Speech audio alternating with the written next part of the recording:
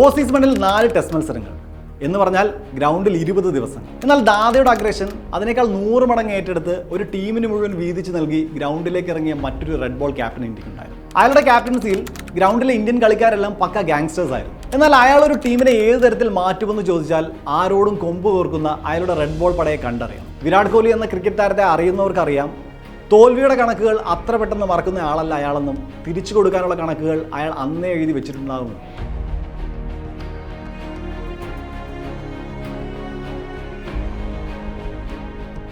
ഗ്രൗണ്ടിൽ Indian cricket ടീമിനെ ആരും ഭയക്കുന്ന, ആരെയും വെല്ലുവിളിക്കാൻ കഴിയുന്ന പടയാക്കി മാറ്റിയ ക്യാപ്റ്റൻ സൗരവ് ഗാംഗുലിയാണെന്ന കാര്യത്തിൽ ആർക്കും സംശയമുണ്ടാകും. 1 പകരം 10 തിരിച്ചു നൽകണമെന്ന് ഉറപ്പിച്ച ഇന്ത്യൻ ക്യാപ്റ്റൻ. എന്നാൽ ദാദയുടെ അഗ്രഷൻ അതിനേക്കാൾ 100 മടങ്ങ് ഏറ്റെടുത്ത് ഒരു ടീമിന് മുഴുവൻ വീതിച്ച് നൽകി ഗ്രൗണ്ടിലേക്ക് ഇറങ്ങിയ മറ്റൊരു റെഡ് ബോൾ ക്യാപ്റ്റൻ ഇന്ത്യക്കുണ്ടായിരുന്നു. ഓസീസ് മണ്ണിൽ ആദ്യമായി ഇന്ത്യക്ക് ടെസ്റ്റ് സീരീസ് സമ്മാനിച്ച ക്യാപ്റ്റൻ. അയാളുടെ ക്യാപ്റ്റൻസിയിൽ ഗ്രൗണ്ടിലെ ഇന്ത്യൻ കളിക്കാരെല്ലാം പക്ക ഗാങ്സ്റ്റേഴ്സ് ആയിരുന്നു. അയാളോ അവരെല്ലാം സലാം പറയുന്ന ക്രിക്കറ്റിൻ്റെ രാജാവ്. ഇന്ത്യക്കായി സച്ചിൻ ക്രിക്കറ്റ് ഗ്രൗണ്ടിൽ തുടങ്ങി വെച്ച റെക്കോർഡുകൾ, അവിസ്മരണീയമായ ഇന്നിങ്സുകൾ, ക്ലാസിക് ഷോട്ടുകൾ, ഇവയെല്ലാം സച്ചിൻ വിരമിച്ചപ്പോൾ ഇന്ത്യക്ക് നഷ്ടമായിട്ടില്ല. സച്ചിൻ കളി നിർത്തിയപ്പോഴേക്കും സച്ചിനെ പോലെ റെക്കോർഡുകൾ വാരിക്കൂട്ടാൻ വിരാട് കോഹ്ലി തുടങ്ങിയിരുന്നു. റൺസിൽ, സെഞ്ചുറികളിൽ, വിജയങ്ങളിൽ, ഏകദിനങ്ങളിലും ടെസ്റ്റിലും 2020ലും ക്രിക്കറ്റിൻ്റെ എല്ലാ ഫോർമാറ്റിലും അയാൾ തന്നെയായിരുന്നു മോസ്റ്റ് ഡേഞ്ചറസ് ബാറ്റർ.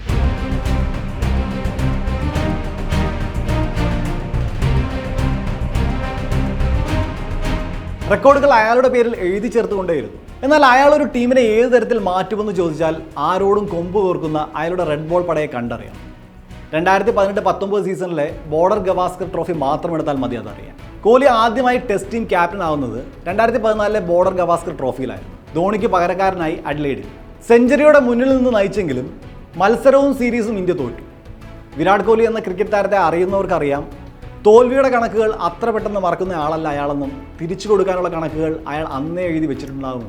അതുകൊണ്ട് തന്നെ എല്ലാ കണക്കുകളും പലിശയും കൂട്ടുപലിശയും ചേർത്ത് തിരിച്ചു കൊടുക്കാൻ അയാൾ തൻ്റെ പടയുമായി ഓസ്ട്രേലിയയിലേക്ക് വിമാനം കയറി.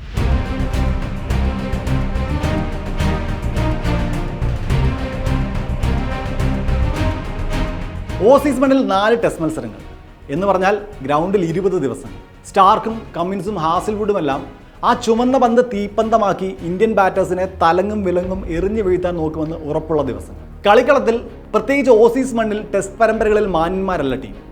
സ്ലെഡ്ജിങ് മാത്രമല്ല, DRS ഇല്ലാത്ത കാലത്ത് ഫേക്ക് ഫീൽഡിംഗ് ഉൾപ്പെടെ ജയിക്കാൻ വേണ്ടി എന്തും ചെയ്യുന്ന ശീലം അവർക്കും. മുൻ വർഷങ്ങളിൽ അത് ഇന്ത്യ ഉൾപ്പെടെ അറിഞ്ഞിട്ടുമുണ്ട്. സീരീസിന് തൊട്ടു മുന്നേ ബോൾ ടാമ്പറിങ്ങിന് സ്റ്റീവ് സ്മിത്തും ഡേവിഡ് വാർണറും അടക്കം പുറത്താക്കപ്പെടുകയും ചെയ്തു. എങ്കിലും അന്ന് കോഹ്ലി ഓസീസ് മണ്ണിൽ മാധ്യമങ്ങളോട് പറഞ്ഞു, അവർ ഏത് തരത്തിൽ കളിക്കുമെന്നോ എത്ര വൾണറബിൾ ആണെന്നോ ഒന്നുമല്ല, ഞങ്ങൾ ഫോക്കസ് ചെയ്യുന്നത് ഞങ്ങളുടെ ടീമിലാണ്.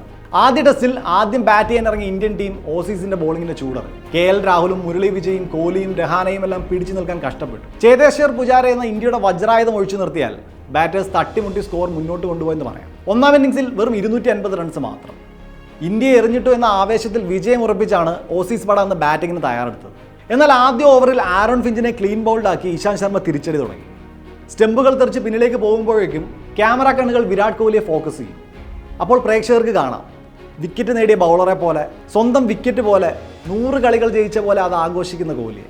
ധൈര്യമുള്ള അടുത്തവനോട് ക്രീസിലേക്ക് വരാൻ പറയുന്ന വെല്ലുവിളിച്ചുകൊണ്ട് കണക്കുകൾ തീർത്തിട്ടേ നമ്മളിവിടെ നിന്ന് പോകുമെന്ന് അയാൾ തൻ്റെ ബൗളർമാരോട് പറഞ്ഞു കഴിഞ്ഞു എന്ന് ഉറപ്പായിരുന്നു. ക്രീസിൽ തങ്ങൾ നേരിട്ടതെല്ലാം തിരിച്ചു തരാൻ റെഡിയായിട്ടാണ് തൻ്റെ ബൗളർമാർ വന്നിരിക്കുന്നതെന്ന് അന്ന് ഓസീസ് ബാറ്റർമാർ നേരിൽ കണ്ടു. ഇശാന്ത് ശർമ്മയും ഷമിയും ബൂംറയും അയാളുടെ പടയാളികളായി. ആവശ്യമായ ഇടവേളകളിൽ അയാൾക്ക് വേണ്ടി അവർ വിക്കറ്റ് ഇട്ട് കൊടുത്തു. കൂട്ടിന് അശ്വിനും. എല്ലാ വിക്കറ്റിലും വിരാട് കോഹ്ലി ആഘോഷിച്ചു, ഏറ്റക്കുറച്ചിലുകളില്ലാതെ. ഓരോന്നും കൂട്ടിച്ചേർന്നാണ് വിജയം ഉണ്ടാക്കുന്നതെന്ന് മനസ്സിലാക്കി തന്നെ. അതുവരെ ഓസീസ് മണ്ണിൽ ടെസ്റ്റ് സീരീസ് കളിച്ചപ്പോഴൊന്നും ആദ്യ ടെസ്റ്റിൽ ഒരു വിജയം നേടാൻ ഇന്ത്യക്ക് കഴിഞ്ഞിട്ടുണ്ടായിരുന്നില്ല. എന്നാൽ 5-ാം നാൾ 31 റൺസിന്റെ വിജയത്തോടെ അയാൾ അതും നേടി. ഓസീസ് മണ്ണിലെ സീരീസ് ജയം ഇന്ത്യക്ക് അകലെയല്ലെന്ന് ഓരോ ആരാധകനും കൊതിച്ചു തുടങ്ങി. ഒരു മാസത്തിനിപ്പുറം അയാൾ അത് നേടിത്തരികയും ചെയ്തു. ഓസീസ് മണ്ണിലെ ഇന്ത്യയുടെ ആദ്യത്തെ ബോർഡർ ഗവാസ്കർ ട്രോഫി. സച്ചിനും ഗാംഗുലിക്കും ദ്രാവിഡിനും ധോണിക്കും ഒന്നും നേടിത്തരാൻ കഴിയാത്തത് അയാൾ ഇന്ത്യൻ ജനതയുടെ കാൽച്ചോട്ടിൽ കൊണ്ടുവന്ന് വെച്ചു. ഗ്രൗണ്ടിൽ ഇന്ത്യൻ ടീം നൃത്തം വെച്ചു. ചേതേശ്വർ പുജാരയുടെ ക്ലാസ് പ്രകടനമായിരുന്നു ഇന്ത്യയുടെ വിജയത്തിൻ്റെ അടിത്തറ, അതിൽ തർക്കമില്ല. പക്ഷേ വ്യക്തികളെക്കാൾ അന്നത്തെ ഇന്ത്യൻ ടീമിന് എന്തോ ഒരു സ്പെഷ്യാലിറ്റി ഉണ്ടായിരുന്നു. അത് നേരത്തെ പറഞ്ഞ വിരാട് കോഹ്ലി എല്ലാവരിലേക്കും കൊളുത്തിയ ആ അഗ്രഷനായിരുന്നു. ഗ്രൗണ്ടിൽ ഒരു പോയിന്റിലും അവർ തോൽക്കാൻ റെഡിയല്ലായിരുന്നു. ഏത് ബൗൺസറും നേരിടാൻ റെഡി ആയിട്ടായിരുന്നു അന്ന് ബാറ്റർമാർ ക്രീസിലേക്ക് ഇറങ്ങുക. ഒരു സ്ലെഡ്ജിങ്ങിനും അവരെ തളർത്താൻ കഴിയില്ലായിരുന്നു. ബൗളേഴ്സോ അതിൻ്റെ 100 ഇരട്ടി പ്രഹരശേഷിയുമായി തയ്യാറെടുത്ത് വന്നിരിക്കുന്നു. റൺസ് കൊടുക്കില്ലെന്ന് ഉറപ്പിച്ച് പന്ത് കയ്യിലെടുത്തിട്ട് വന്നവർ.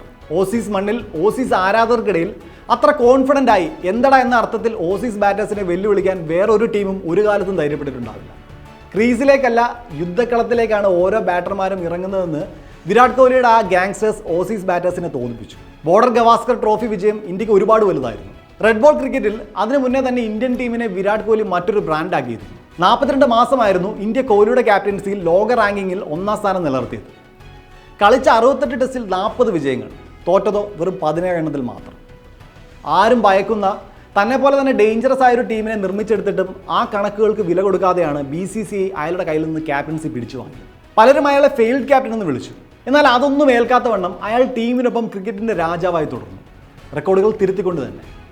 ഇനി എത്ര തവണ ഓസീസ് മണ്ണിലേക്കോ ഇംഗ്ലീഷ് മണ്ണിലേക്കോ ടെസ്റ്റ് മത്സരങ്ങൾക്കായി ഇന്ത്യൻ ടീം യാത്രയായാലും ഗ്രൗണ്ടിൽ അയാളുണ്ടെങ്കിൽ, ക്യാപ്റ്റനായോ പ്ലെയറായോ വിരാട് കോഹ്ലി ഉണ്ടെങ്കിൽ, ഇന്ത്യൻ ടീമിനെ വെല്ലുവിളിക്കാൻ, ചെറുതായി സ്ലെഡ്ജ് ചെയ്യാൻ ആരും ഭയക്കും. കാരണം അവർക്കറിയാം തൊട്ടാൽ പൊട്ടുന്നത് ഒരു അഗ്നിപർവ്വതം തന്നെ ആയിരിക്കും.